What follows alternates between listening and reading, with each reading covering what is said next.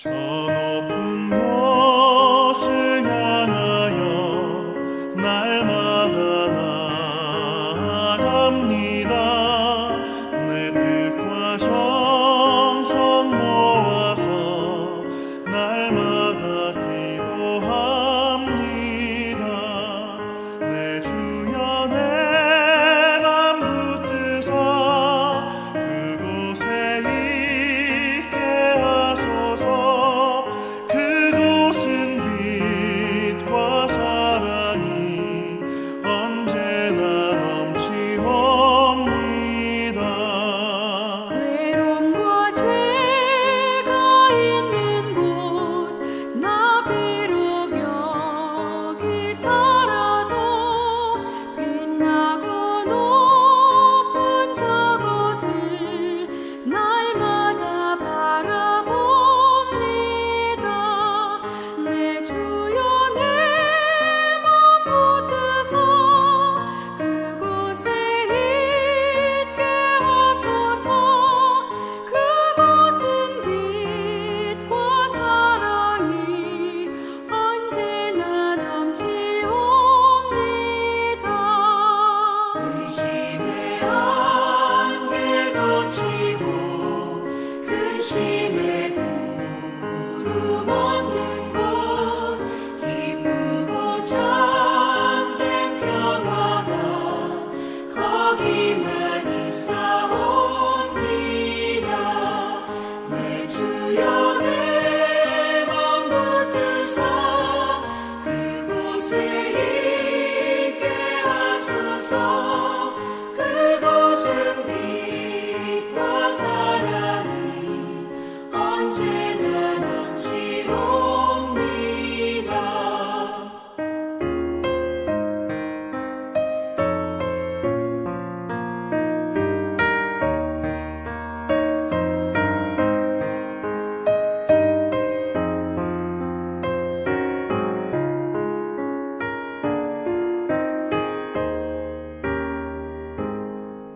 험하고 높은 이 길을 싸우며 나아갑니다.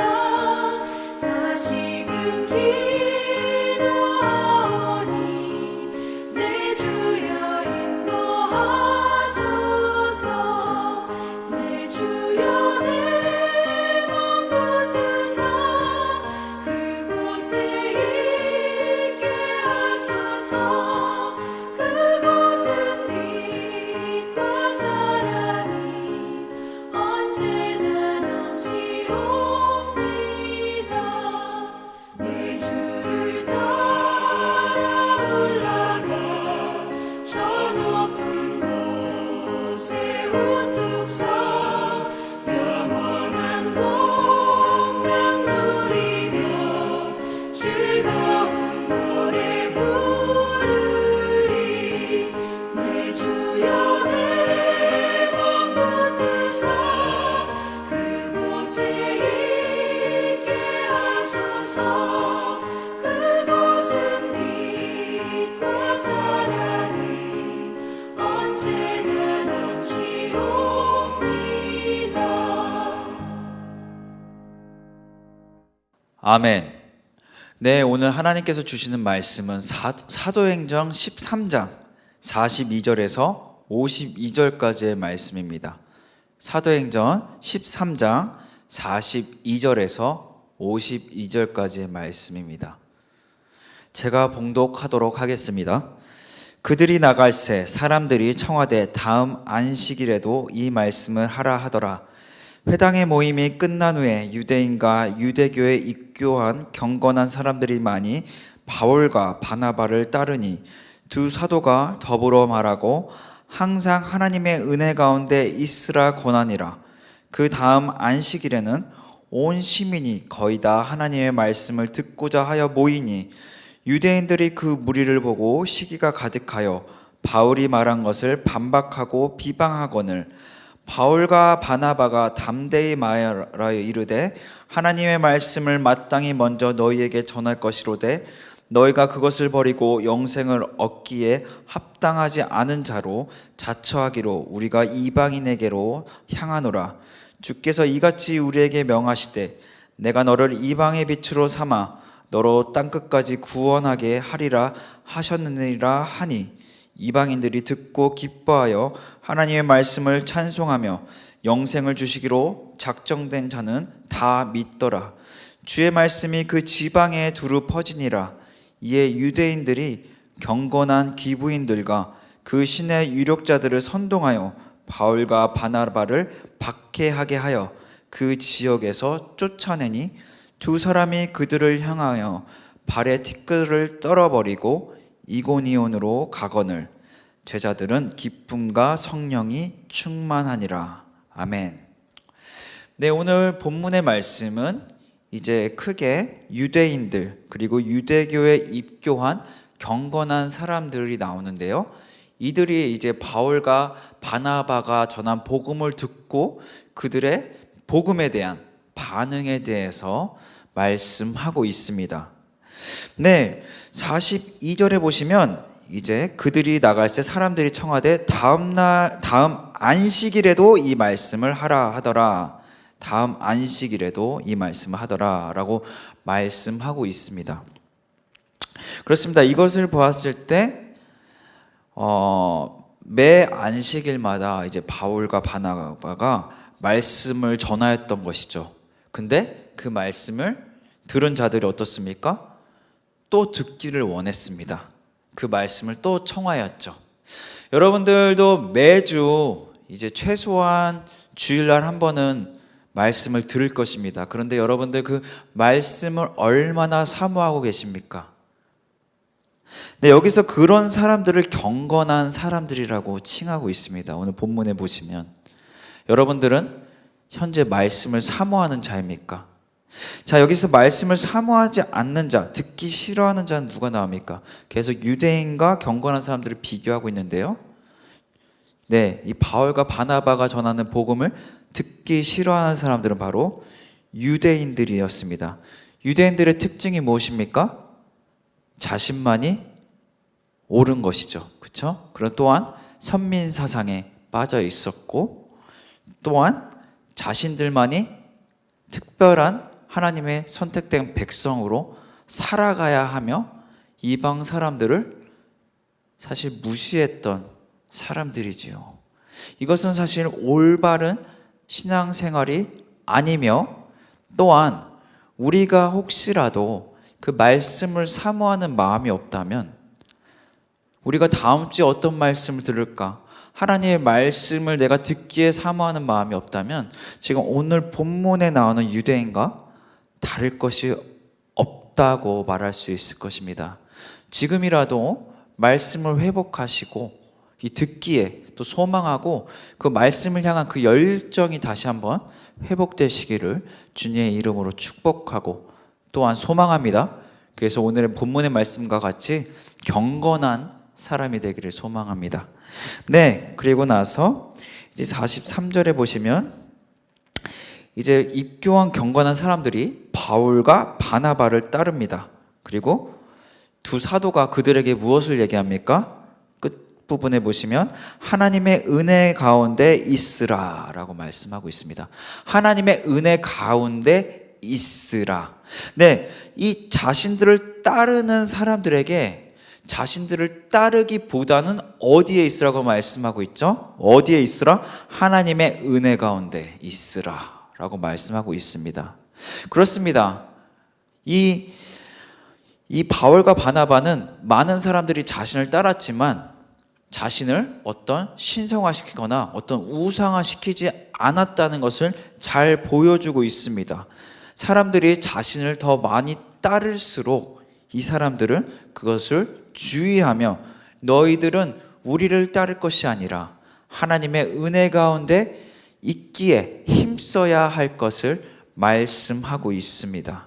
그렇습니다. 우리가 유대인들 같이 예수 그리스도를 믿기 때문에 어떤 특별한 존재로 우리 자신을 여기는 그런 사상을 가져서는 절대 안 될 것이며 또한 그 믿음을 갖지 않은 자들을 어떤 낮은 자로, 비천한 자로 우리는 절대로 여겨서는 안 될 것입니다. 그 대신에 우리가 해야 할 것, 우리가 해야 할 역할, 어떤 사람들 간의 계급을 나누는 것은 우리가 할 역할이 아니고 우리가 온전히 해야 할 역할은 바로 하나님의 은혜 안에 거하는 삶인 것을 오늘 본문을 통하여 말씀하고 있습니다. 네, 그러면서 44절에 보시면 이 안식일에 이 말씀을 듣지만 뭐라고 표현하고 있습니까? 거의 다 하나님의 말씀을 듣고자 하여 모이니. 네, 거의 다. 사실 모든 사람이 아니죠. 거의 다. 아주 소수는 듣지 않았다는 것이죠. 네, 그렇습니다. 이 바울과 바나바가 계속 보면은 굉장히 말씀 선포도 굉장했고 많은 능력들이 나타났습니다. 그럼에도 불구하고 사실 모든 사람이 그 복음을 관심을 갖지는 않는다는 것이죠. 네, 혹시라도 이런 분들이 계실 수 있을 거예요. 뭐 하나님의 지금 어떤 무슨 예전에 같이 이 성경의 말씀들과 같이 어떤 기적들이 일어난다면 사람들이 믿을 것이다.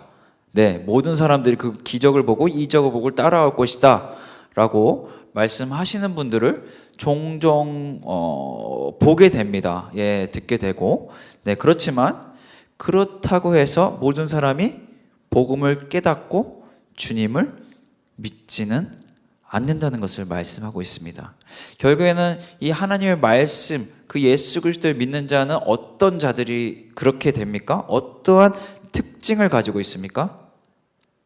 42절의 말씀과 같이 이 말씀을 사모하는 자들, 네, 말씀을 듣기에 힘쓰는 자들이 결국엔 그 말씀을 깨닫고 예수 그리스도를 진정으로 믿는 사람이 되는 것을 오늘 본문을 통하여 말씀하고 있습니다.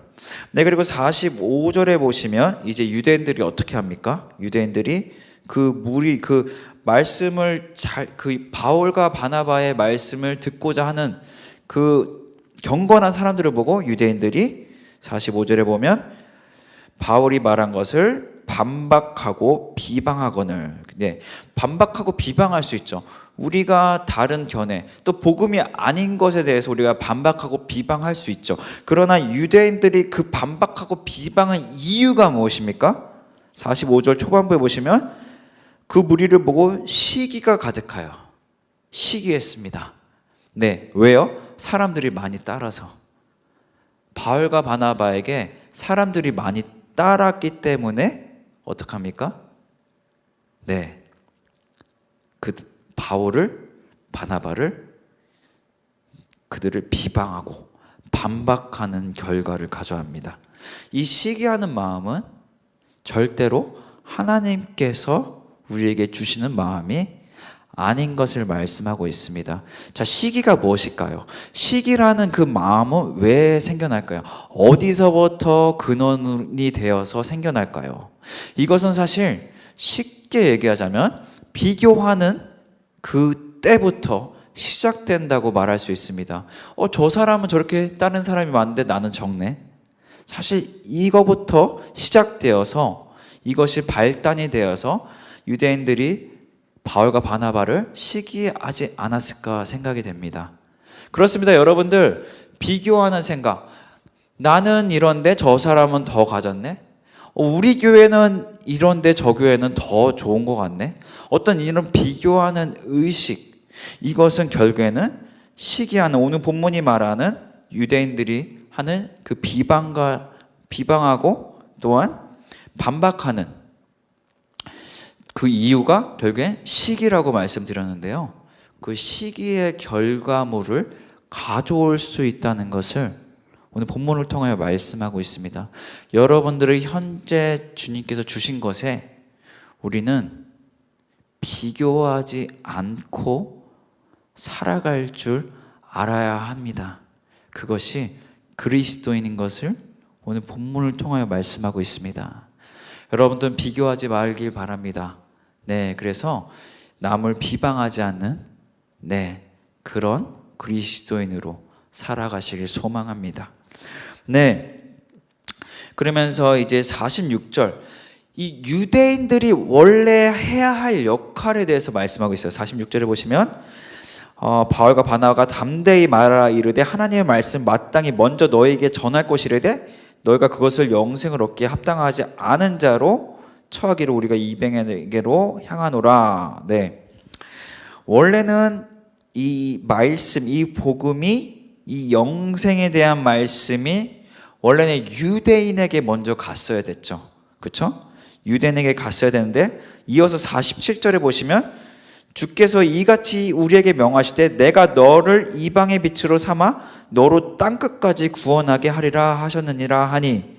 네, 그렇습니다. 유대인들, 그 하나님의 백성이라고 일컬었던 그 유대인들이 왜 먼저 복음을 받아들여야 했습니까?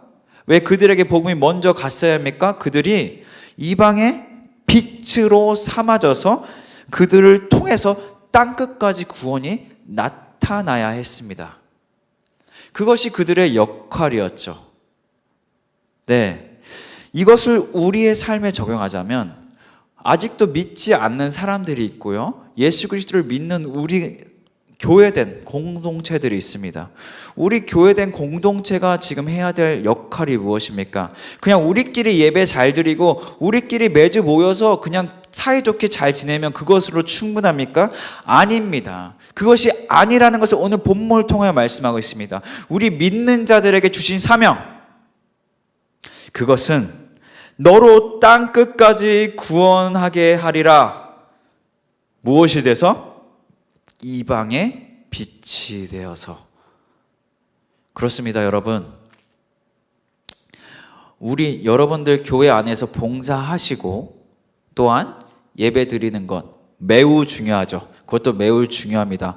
그러나 우리가 잊지 말아야 할 것, 그것은 우리를 통해서 예수 그리스도를 믿는 공동체 교회를 통해서 복음이 흘러나가야 함을, 그것이 우리의 사명임을 잊지 않고 살아가야 할 것입니다.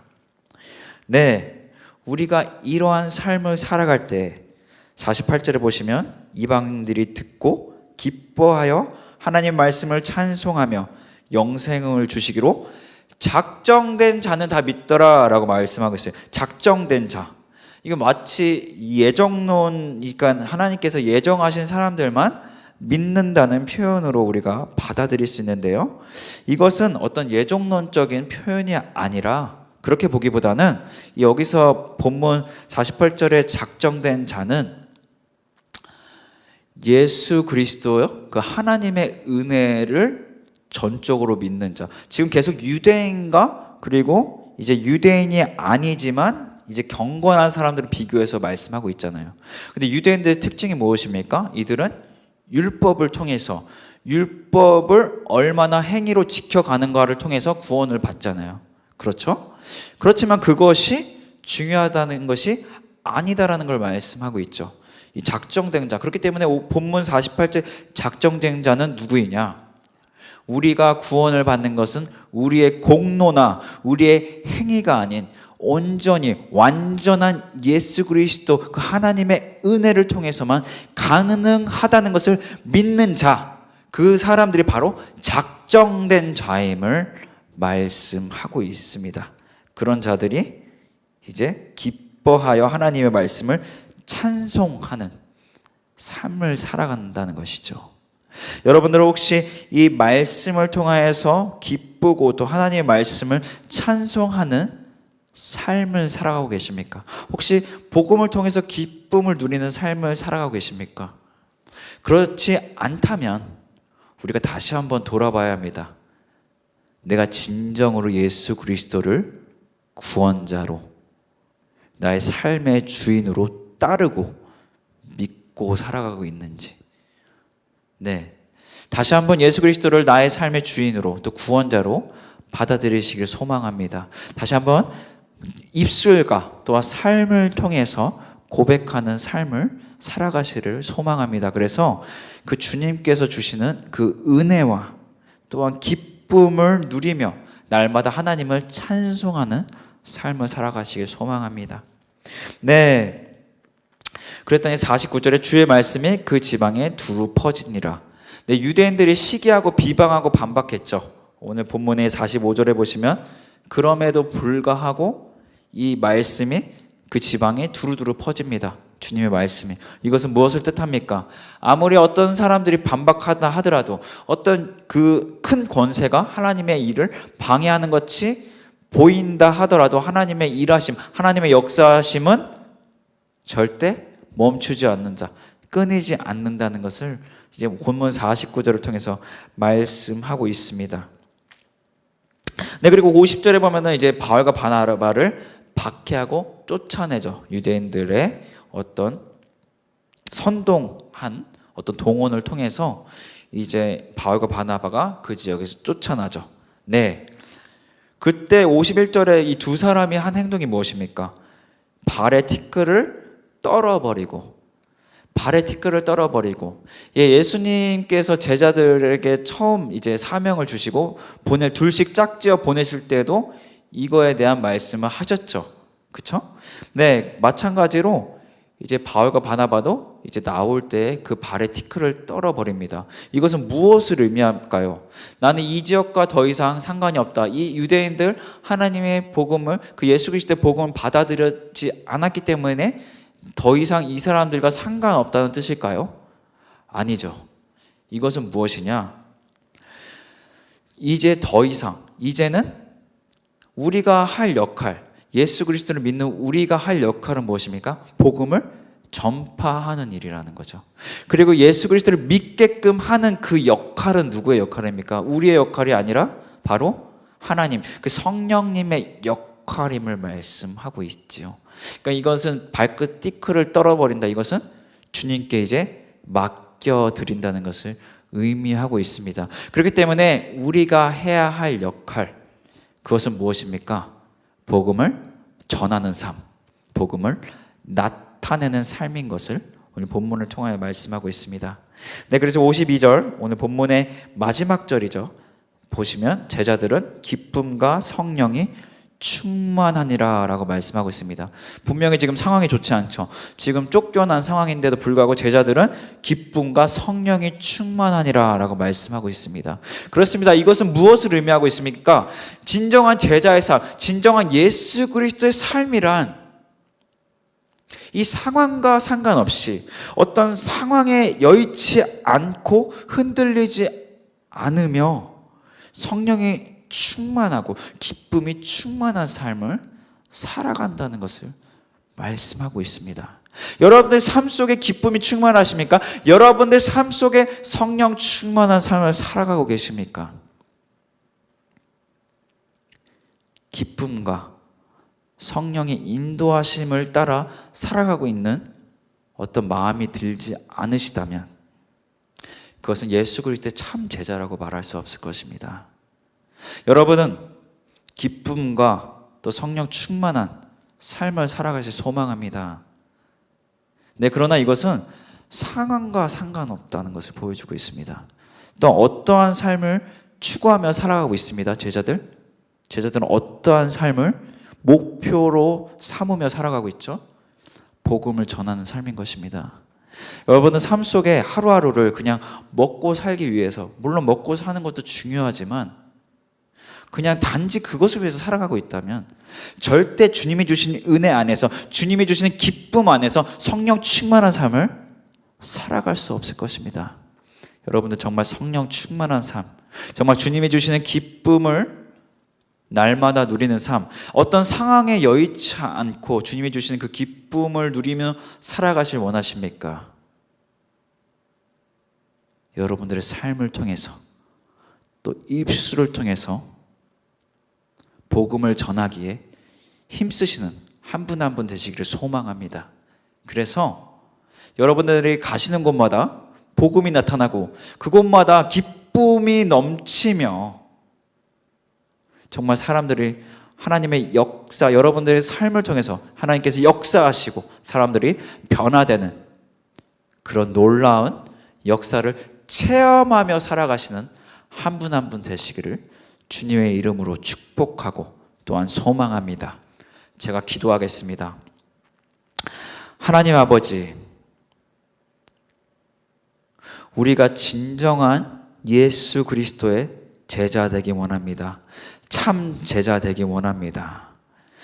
하나님 아버지, 우리가 상황에 흔들리지 않고, 하나님 보이는 것에 흔들리지 않고 주님이 주시는 기쁨, 정말 성령 충만한 삶을 살아가기 원합니다.